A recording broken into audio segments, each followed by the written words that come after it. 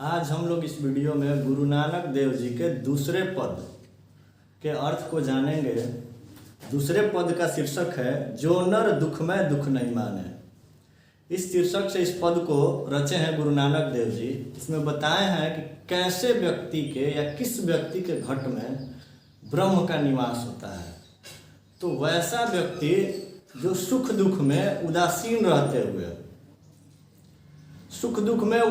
रहते हुए और मानसिक दुर्गुणों से ऊपर उठकर जीवन जीता है, उसी व्यक्ति के घट में ब्रह्म का निवास होता है। पहले इस पद को पढ़ते हैं, फिर एक एक लाइन के अर्थ को जानने का प्रयास करते हैं। कह रहे हैं कि जो नर दुख में दुख नहीं माने, सुख स्नेह और भय नहीं जाके, कंचन माटी जाने।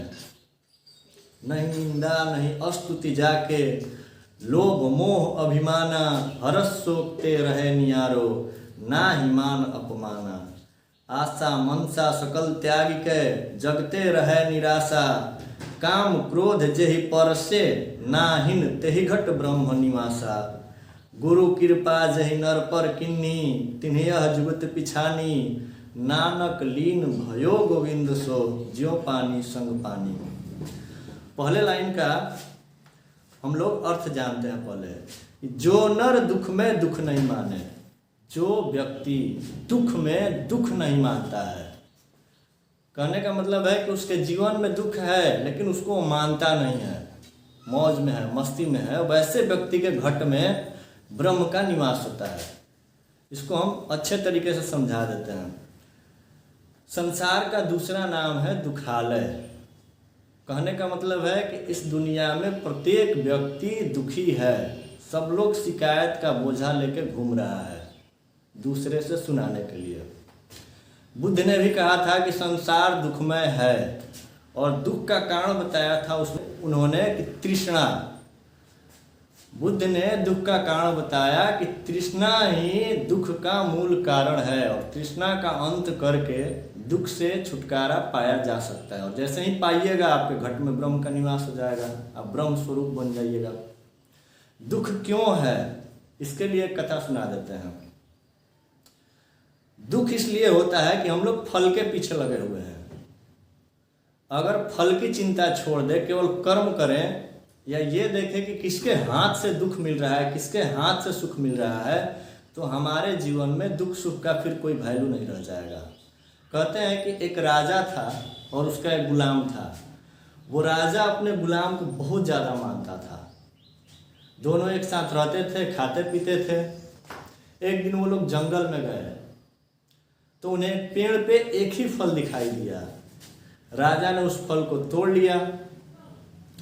तोड़ने के बाद से उसको दो टुकड़े में विभाजित कर दिया।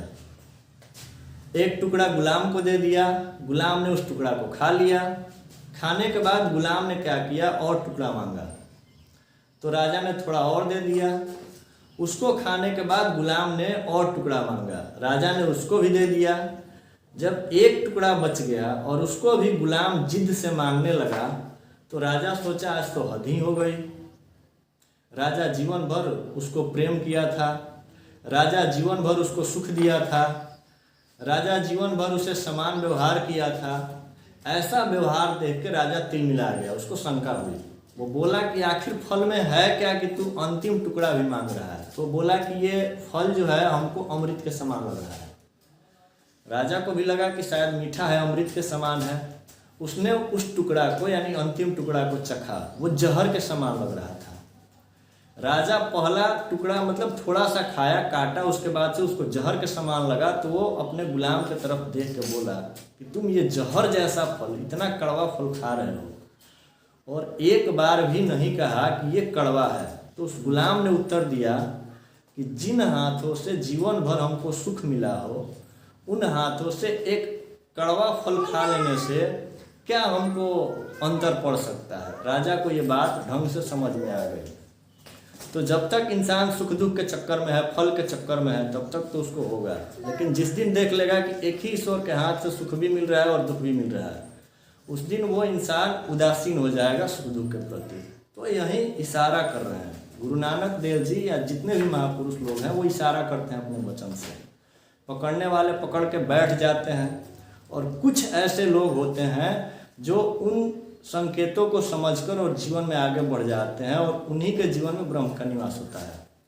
अगले लाइन में क्या कह रहा है कि सुख स्नेह और भय नहीं जाके, सुख के साथ स्नेह नहीं हो जिसको, अर्थात सुख के साथ जिसे ज़्यादा प्रेम नहीं हो, भय नहीं जाके, और जिसको भय नहीं हो थोड़ा सा भी। कौन ऐसा व्यक्ति है धरती पर जिसको भय नहीं होता है? भय के लिए कथा सुना देता हूँ। सबसे ज़्यादा भय होता है मृत्यु का। यूनान के प्रसिद्ध दार्शनिक सुकरात जब मर रहे थे तो उनके एक शिष्य ने पूछा कि आपको भय नहीं लग रहा है? सुकरात ने आँख खोलकर जवाब दिया था कि भय किस बात का? अगर नास्तिक सही है तो वो बताते हैं कि मृत्यु के बाद कुछ नहीं बचता, सब कुछ समाप्त हो जाता है। तो जैसे जन्म के पहले कुछ नहीं था, उस बात का कोई भय नहीं है, कुछ याद नहीं है, मृत्यु के बाद वैसा ही हो जाऊंगा तो फिर किस बात का भय करूं? अगर आस्तिक सही है, वो कहते हैं आत्मा अमर है, तो फिर मृत्यु के बाद शरीर ही मरेगा, आत्मा तो बच ही जाएगी, मैं मरूंगा नहीं, तो फिर किस बात का मैं भय करूँगा? तो आस्तिक सही है तो भी ठीक है, नास्तिक सही है तो भी ठीक है, यानी भय करने की कोई ज़रूरत नहीं है। तो जो इंसान भय से मुक्त हो जाता है, भय से निकल जाता है, उसी के घट में ब्रह्म का निवास होता है। तो वही है कि सुख स्नेह और भय नहीं जाके कंचन माटी जाने, और जो कंचन को भी, कहने का मतलब है कि सुख से भी उसको स्नेह नहीं हो और वो भयभीत नहीं होता हो, और कंचन, कंचन का अर्थ होता है सोना, सोना को भी माटी के समान जानता हो, उसके घट में ब्रह्म का निवास होता है। सोना पे 2 लाइन बोल देते हैं। बोला जाता है कि कनक कनकते 100 गुना मादकता अधिकाय, या खाए बौराय है वा पाए बौराय। कहने का मतलब है, एक कनक का मतलब सोना होता है और दूसरे कनक का मतलब हो जाएगा धतूरा। तो यहाँ पे धतूरा को अगर ज़्यादा खा लिया जाए तो उससे आदमी बौरा जाता है, और अगर सोना किसी व्यक्ति को ज़्यादा मिल जाए तो वो व्यक्ति भी बौरा जाता है, धन ज़्यादा हो जाए तो बौरा जाता है। तो यहाँ पे कह रहे हैं कि उस व्यक्ति के घट में ब्रह्म का निवास होता है, जो कंचन को भी माटी के समान क्या करता है, जानता है। धन दौलत की देवी कौन है? लक्ष्मी, और उनकी सवारी क्या है? उल्लू। जिसको मिल जाता है उसको दिन में दिखाई देना बंद हो जाता है, केवल रात को दिखाई देता है। और भी बहुत तरह की बातें की गई हैं। नेक्स्ट लाइन में कह रहे हैं कि नहीं निंदा नहीं अस्तुति जाके, लोभ मोह अभिमाना। जिस व्यक्ति के ऊपर उसकी निंदा का भी कोई असर नहीं हो और उसके ऊपर उसकी प्रशंसा का भी कोई असर नहीं हो, दोनों में उदासीन रहे, लोभ मोह अभिमाना, और उसको ना ही लोभ छुए, ना ही मोह हो उसको किसी वस्तु से, और ना ही वो अभिमानी हो। एक एक शब्द पे एक एक कथा कह सकते हैं। थोड़ा सा संकेत कर देते हैं, वीडियो लंबा हो जाएगा। लोभ, लोभ के लिए आप कथा पढ़ लीजिएगा, व्याघ्र पथिक कथा, जो संस्कृत में दिया हुआ है, इंसान को मरवा देता है।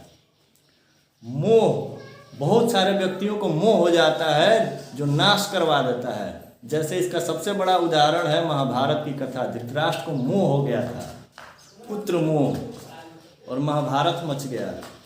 नेक्स्ट है अभिमान। सबसे बड़ा इस धरती पे अभिमानी या फिर अभिमानियों में एक माना जाता है रावण को। रावण के बारे में 4 लाइन बता देते हैं। रावण कहा करता था, एको अहम दूजो ना कोई, ना भूतो ना भविष्यति। रामायण के अंदर उसके अहंकार पे, उसके अभिमान पे 4 लाइनें लिखी गई है, जिसको गाया है रविंद्र जैन जी ने। उसको हम थोड़ा सा सुनाते हैं। जिस राह से रथ पर निकला था, उस राह पर पैदल आज चला। प्रतिशोध की आग लिए मन ने, अपमान की कालिख मुख पे मले। जब राम विमुख हुआ राम समुख, तो अहम ब्रह्मास्मि का पंख जला। तब टूटता है ऊंचाई का भ्रम, जब आता है ऊंट पहाड़ तले।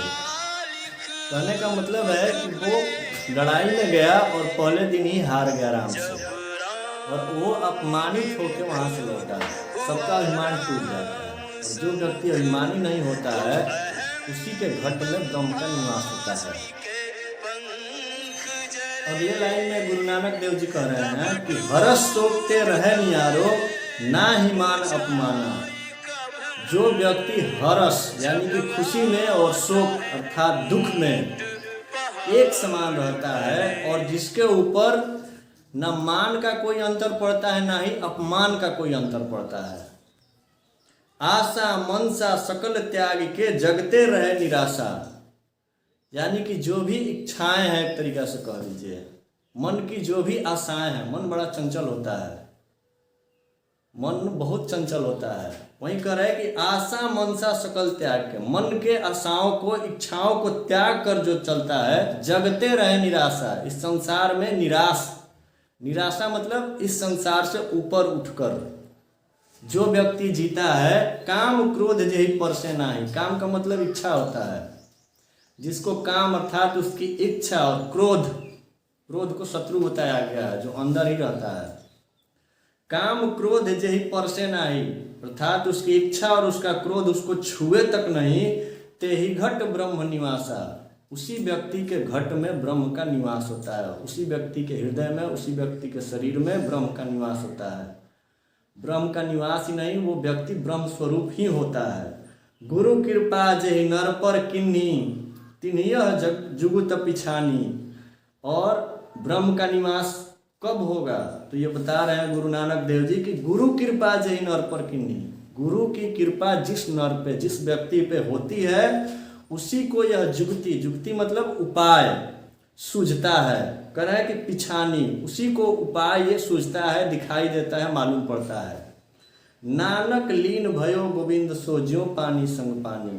गुरु नानक देव जी अंतिम लाइन में बताए हैं, आपको कह रहे हैं, उपदेशित कर रहे हैं, बता रहे हैं कि नानक लीन भयो गोविंद सो ज्यों पानी संग पानी, अर्थात सुख दुख से ऊपर उठ जाइए और पानी के संग जैसे पानी मिल के एकाकार हो जाता है, वैसे ही आप भी गोविंद के संग मिलकर एकाकार हो जाइए, इसी में आपका हित है। वीडियो देखने के लिए धन्यवाद।